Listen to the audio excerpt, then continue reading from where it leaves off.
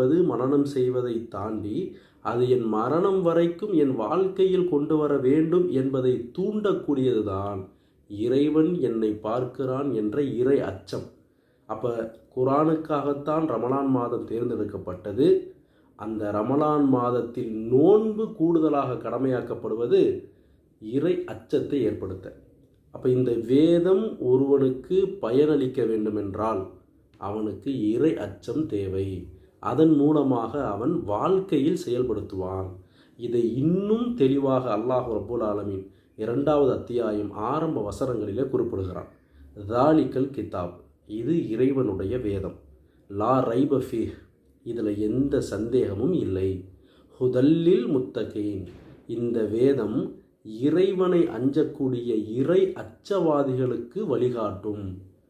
அப்போ இறை அச்சம் என்ற ஒன்று இருந்தால்தான் குர்ஆன் வழிகாட்டும்.